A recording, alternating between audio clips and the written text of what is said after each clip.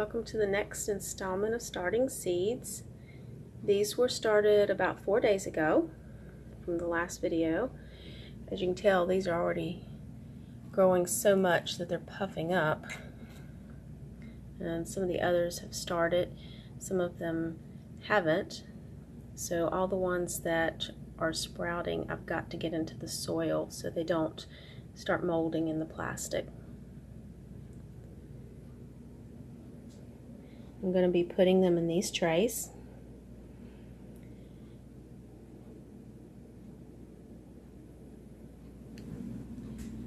First thing I'm going to do is just fill all this with dirt.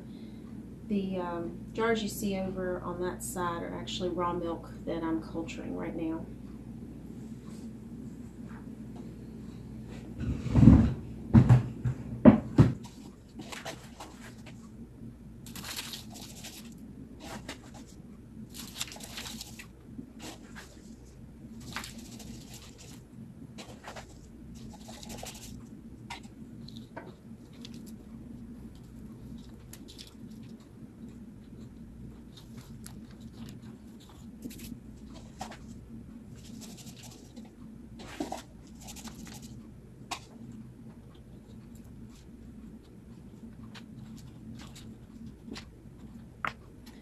And then packing each one down.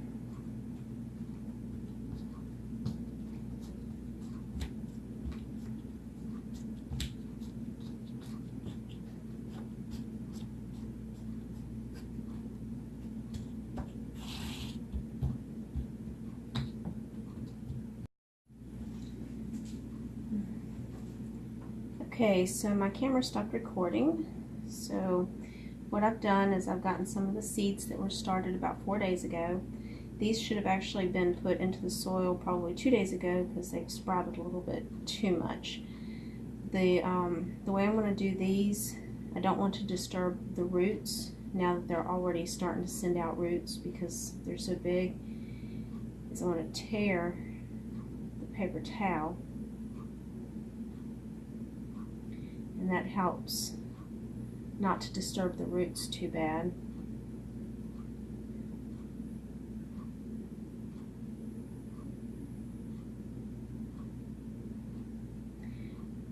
And then I'm going to plant the paper towel and all into the soil.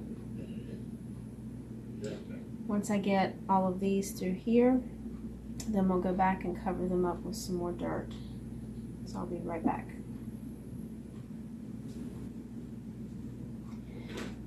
Okay, now I've got the first set of seeds done, but the soil that I want to put on top, I don't want to be this rough stuff.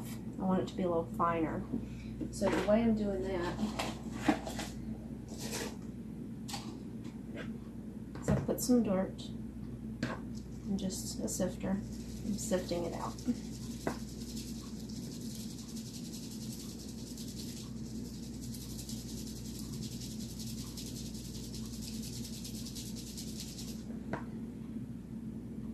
And that gives me some really fine soil.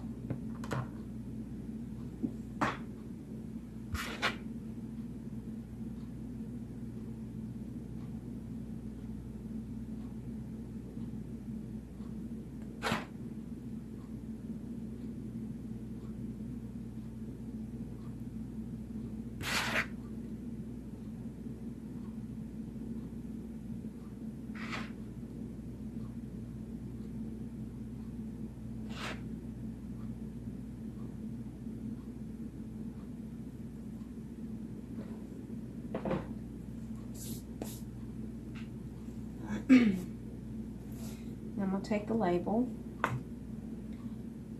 and place it on that row. That way I know which plants are which. Once I'm done with the whole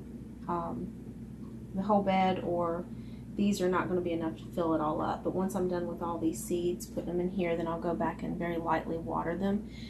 Most of the watering will come from, I'll just put water in the bottom.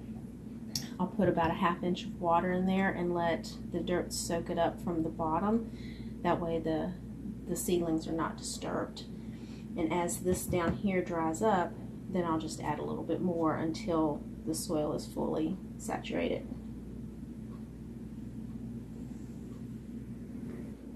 I'm not sure if the camera can pick this up. These are my eucalyptus seeds, and they're actually starting to sprout already. You see that one's starting to sprout. Because they're sprouting sooner than I expected, I'm just going to go ahead and transfer all of these seeds into the seed bed while I've got it out.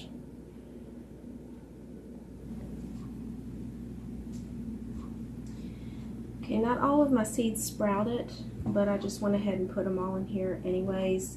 That means there may be some gaps. Also, I wanted to keep the same type of seed per row, so some of the back parts won't have any seeds in them because I've only planted the first few.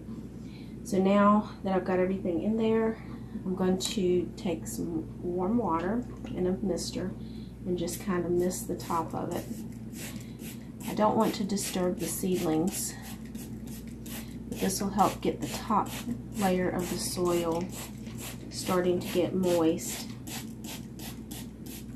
And then I'll fill up the pan so that it can soak up from the bottom as well.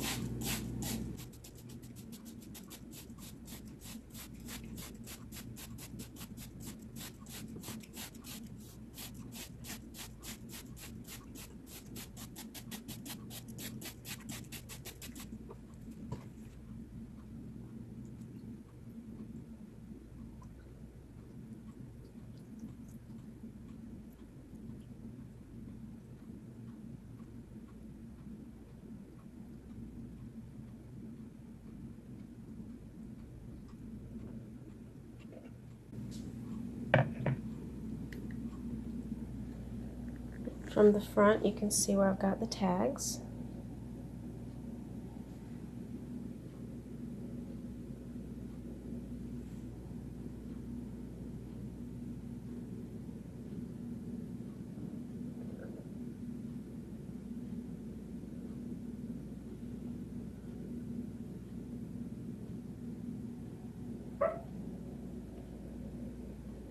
And I'll let these sprout for a couple more days in the house.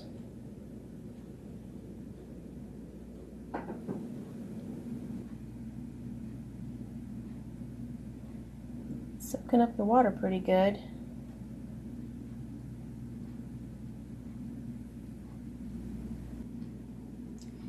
These have now been in the water for 4 days.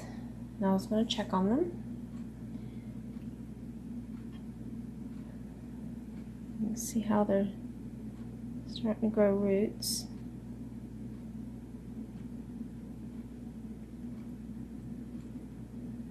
This one has a lot of nice roots going.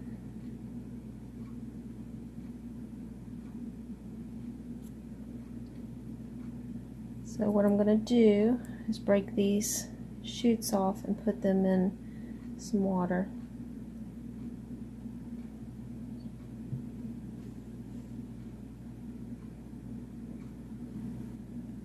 Okay, now I've got a bowl of water.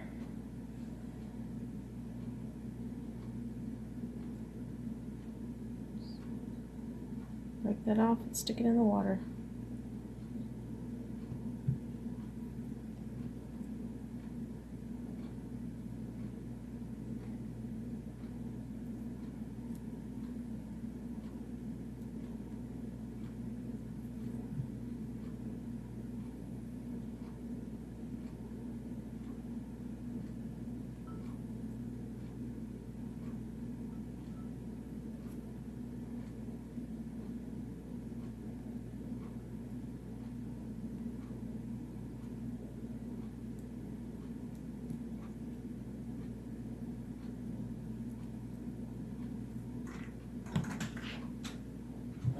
Right off, I found a mouse nest up top with a bunch of chewed wires.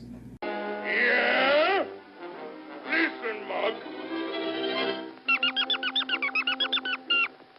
You hear that squeak?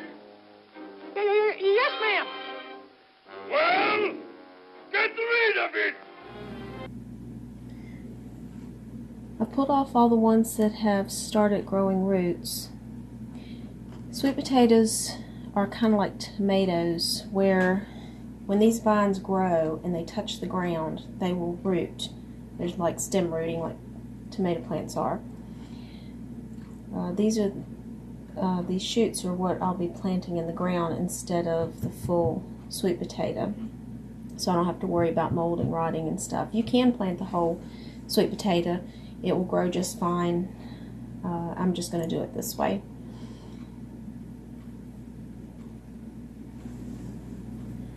Another plant that's pretty easy to grow are leftover cuttings from lettuce, celery, garlic, and onions. I just put these in here about 2 days ago. The roots have not started growing yet, but you can tell that they are still alive because it's sending out new shoots already. Once they start rooting, then I'm going to pull all these outside old leaves off so they don't start rotting, and then I will plant them. And I used an old egg tray to do this in, because you can just tear them apart. And this is some that I've had in here for about a week. This one's been in here for a little less than a week. And that's all I did, is after we used the lettuce, is I put them into water until they sprouted, and then I stuck them in some dirt. They've been in my windowsill in my kitchen ever since. So that's an easy free plant that you can also grow.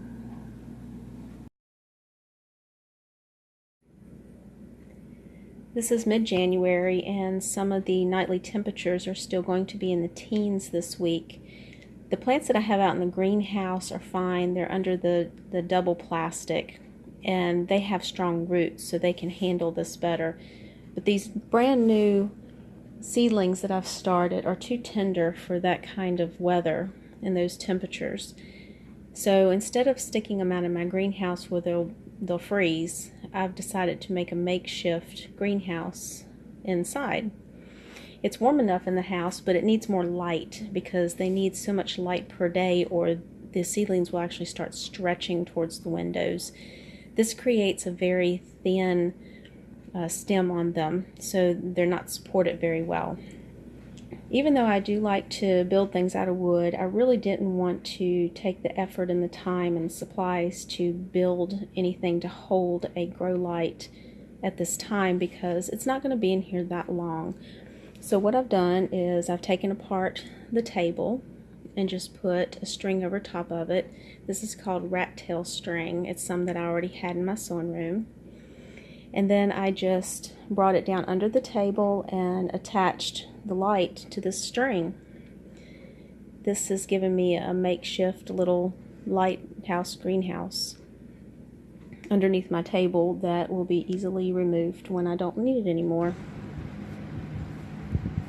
In nature, wind will go across seedlings, and the wind itself actually stimulates the stems to help them produce a healthier, stronger stem. So what I've done is put a fan right beside these seedlings, and you can kind of see the one in the front there. I don't want to blow them away. I just want a little bit of resistance going across them, just so that they can help develop strong, healthy stems. Not only does this help the stems, but the wind and the circulation helps reduce the chance of mold.